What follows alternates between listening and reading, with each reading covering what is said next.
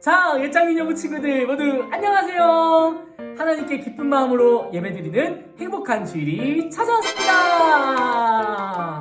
많은 예짱민여부 친구들이 현장 예배를 다시 시작하고 나서 하나님께 예배드리기 위해 교회로 많이 와주었어요. 한 명 한 명 정말 전도사님이 얼마나 반가웠는지 몰라요. 하지만 여전히 집에서 예배를 드리고 있는 우리 예짱민여부 친구들을 만나지 못해서 전도사님이 또 마음이 안타깝고 또 한편으로 너무 슬펐어요.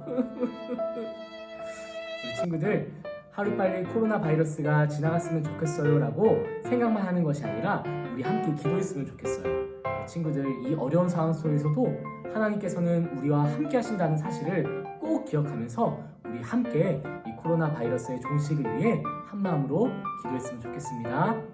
자, 지난 시간에는 야곱의 아들들에 대한 이야기를 여러분들과 함께 나눴어요.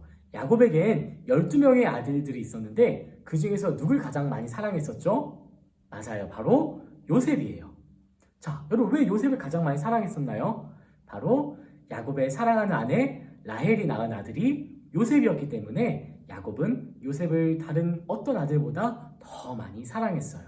하지만 이렇게 아버지의 사랑을 독차지하는 요셉의 형들은 매우 질투하고 또 미워했어요. 어느 날 요셉의 형들이 양을 치기 위해 들판으로 나갔을 때 그 형들이 일을 잘하고 있나 확인하러 온 요셉을 그만 사로잡아서 미디안 상인들에게 노예로 팔아버리고 말았어요. 오늘 이 시간에는 노예로 팔려가게 된 요셉에게 그 이후에 어떤 일이 있었는지 함께 알아보는 시간을 가질 거예요. 친구들, 오늘 말씀 시간을 통해서 어려움 속에서도 하나님을 최우선으로 두는 삶이란 어떤 것인지 우리 함께 깨닫는 시간이 되길 바랍니다. 우리 친구들, 오늘도 하나님 말씀에 잘 집중해서 하나님의 귀한 메시지를 우리 삶 속에 적용할 수 있는 우리 예짱민여부 친구들이 되길 간절히 소망합니다. 우리 다 함께 하나님의 말씀 속으로 떠나볼까요? 요셉이 이끌려 애굽에 내려가매 바로의 신하 친위대장 애굽 사람 보디발이 그를 그리로 데려간 이스마엘 사람의 손에서 요셉을 산이라. 여호와께서 요셉과 함께 하심으로 그가 형통한 자가 되어 그의 주인 애굽 사람의 집에 있으니 그의 주인이 여호와께서 그와 함께 하심을 보며 또 여호와께서 그의 범사에 형통하게 하심을 보았더라. 요셉이 그의 주인에게 은혜를 입어 섬김에 그가 요셉을 가정 총무로 삼고 자기의 소유를 다 그의 손에 위탁하니 그가 요셉에게 자기의 집과 그의 모든 소유물을 주관하게 한 때부터 여호와께서 요셉을 위하여 그 애굽 사람의 집에 복을 내리심으로 여호와의 복이 그의 집과 밭에 있는 모든 소유에 미친지라. 주인이 그의 소유를 다 요셉의 손에 위탁하고 자기가 먹는 음식 외에는 간섭하지 아니하였더라. 요셉은 용모가 빼어나고 아름다웠더라. 창세기 39장 1절에서 6절 말씀. 아멘. 요셉의 형들은 요셉을 미디안 상인들에게 노예로 팔아버리고 아버지에게 돌아갔어요. 그리고 요셉이 입고 있던 채색 옷에 염소의 피를 묻혀서 아버지에게 보여줬어요. 아버지, 우리가 돌아오는 길에 이 옷을 발견했습니다. 혹시 요셉의 옷이 아닙니까, 아버지? 오, 이건 요셉의 옷이잖아. 이럴 수가. 악한 짐승들이 요셉을 잡아먹었구나. 우리 아들 요셉아. 야곱은 요셉이 죽었다고 생각하고 한참 동안을 요셉을 위해 슬피 울었다고 성경에 적혀 있어요. 한편 그때 당시 요셉은 애굽, 오늘날의 이집트라는 지역에 노예로 팔려가게 되었어요. 미디안 상인들은 당시 애굽의 왕이었던 바로의 신하, 친위대장 보디발이라는 사람에게 요셉을 팔게 되었어요. 그래서 요셉은 보디발을 집에 노예가 되어서 열심히 집안일을 담당하고 주인이 시키는 모든 명령에 순종하며 살아가고 있었어요. 그런데 요셉이 보디발 집에 들어오고 나서부터 보디발의 집에는 신기한 일들이 일어나기 시작했어요. 보디발이 요셉에게 맡기는 모든 일들이 다 잘 풀리게 됐던 거예요. 요셉에게 청소를 맡기면 요셉이 쓱싹 열심히 청소해서 집이 완전히 새집이 되었고요.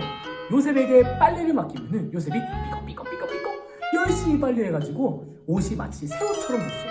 그리고 요셉에게 강아지 산책을 맡기면은 강아지가 돌아와서 완전히 건강해져서 번개맨처럼 빠르게 달릴 수 있는 아주 멋진 강아지가 되어버렸어요. 이처럼 보디발의 집에는 요셉으로 인해서 모든 일이 잘 풀리고 복을 받게 되는 일이 생겨나게 된 거예요. 그래서 보디발은 결국 요셉에게 가정 총무라는 직책을 맡기게 돼요. 그래서 보디발의 모든 재산을 다 요셉이 관리하도록 했어요. 당시의 보디발은 애굽에서 꽤나 높은 직책에 있었어요. 따라서 보디발이 갖고 있었던 재산은 어마어마했을 거예요. 그런데 역시나 요셉에게 모든 재산을 맡기자 보디발의 집에는 하나님의 복이 임하고 보디발의 밭과 보디발의 모든 재산에 하나님의 복이 임하게 되었어요. 요셉은 일만 잘했던 게 아니에요. 성경에 보면 요셉의 용모가 빼어나고 아주 멋진 미남이었다고 말하고 있어요. 유능한 신학자들이 역사적인 자료를 근거해서 요셉이 어떻게 생겼을까 하고 그린 그림이 있는데 요셉이 이렇게 생겼대요. 어때요? 정말 미남이지 않나요? 장난인 거 아시죠? 보디발의 집에 있던 모든 사람들은 요셉의 유능함에 감탄하게 되었고 그 모든 사람들이 다 요셉을 좋아하게 되었어요. 그런데 여기서 문제가 하나 생겼어요. 보디발에게는 아내가 있었는데 이 보디발의 아내가 요셉이 일도 잘하고 너무너무 잘생겨가지고 결국 요셉에게 홀딱 반하고야 만 거예요. 어머, 잘생긴 요셉. 내가 저 요셉을 갖고 싶다. 어떡하지? 나에겐 이미 남편이 있는데. 그래봤자 요셉은 노예잖아. 나는 이 집의 주인이니까 요셉을 내 마음대로 해도 상관없어. 보디발의 아내는 요셉을 불러들여서 요셉을 유혹하기 시작했어요. 요셉, 요셉. 네, 주인님 부르셨습니까? 착하기도 해라 우리 요셉. 너 내가 누군지 알지? 네, 마님. 당신은 나의 주인님의 아내가 되십니다. 똑똑하기도 해라. 그럼 내가 내리는 명령이 곧 우리 남편이 내리는 명령인 걸 잘 알고 있겠지? 네, 주인님. 물론입니다. 무슨 일이든 시키는 대로 다 할게요. 요셉아, 너가 잘생겨서 참 마음에 드는구나. 요셉아, 나랑 사귀자. 남편의 일 때문에 밖에 멀리 나가 있으니까 나랑 함께 사랑을 나누자, 요셉아. 보디발의 아내는 요셉과 함께 결코 해서는 안 될 죄를 범하려고 했어요. 하지만 요셉은 이 보디발의 아내의 명령에 거절했어요. 주인님, 죄송하지만 그럴 수 없습니다. 보디발 주인님께서 이 집안의 모든 일들을 저에게 맡기셨지만 딱 한 가지 제 마음대로 하지 못하게 하신 것이 있습니다. 그게 바로 마님이십니다. 마님은 주인님의 아내가 되시기 때문이에요. 그런데 제가 어찌 이런 나쁜 일을 저질러서 하나님께 죄를 지을 수 있단 말입니까? 보디발의 아내는 요셉의 말을 듣고 자기의 잘못을 뉘우치고 하나님 앞에 진심으로 회개하지 않고 오히려 요셉의 그 단호박 같은 그 거절하는 매력에 더 빠지게 돼서 요셉을 이전보다 더 유혹하게 됐어요. 세상이나 성경에는 요셉을 날마다 유혹했다고 적혀 있어요. 어머머머머머머, 우리 차도남. 요셉 튕기기는 원래 내 명령을 거역하면 죽는 게 마땅하지만 요셉, 너는 내가 아주 특별히 한 번만 용서해줄게. 그러던 어느 날 보디발이 멀리 떠나 있을 때 보디발의 아내는 집안에 있던 모든 사람들을 집 밖으로 내보내고 요셉만 혼자 남게 했어요. 그리고 요셉을 불러들이고 요셉의 옷을 부여잡고 강하게 유혹을 하기 시작했어요. 끝까지 요셉의 옷을 놔주지 않자 결국에 요셉은 보디발의 아내가 잡고 있던 옷을 버려두고 멀리 도망가게 되었어요. 결국 자기의 유혹을 거절한 요셉에게 매우 화가 난 보디발의 아내는 큰 소리로 소리를 질렀어요. 야! 요셉이 나를 건드렸어. 여봐라, 걔 아무도 없느냐. 요셉이 나를 건드렸다. 저 녀석을 당장 잡아들여라. 보디발이 집에 들어오자 보디발의 아내는 요셉이 자신을 건드렸고 나에게 나쁜 짓을 하려고 했다고 거짓말을 했어요. 결국 그 소식을 들은 보디발은 화가 나서 요셉을 감옥에 가둬버렸어요. 여러분, 요셉은 형님들에게 배신당해서 노예로 팔려간 것으로 모자라서 억울한 누명을 쓰고 감옥에 갇히는 죄수 신세가 돼버린 거예요. 요셉은 자신이 처한 상황이 매우 위험한 상황이라는 것을 잘 알고 있었어요. 하지만 요셉은 하나님 앞에 죄를 짓는 것은 결코 해서는 안 된다고 생각했어요.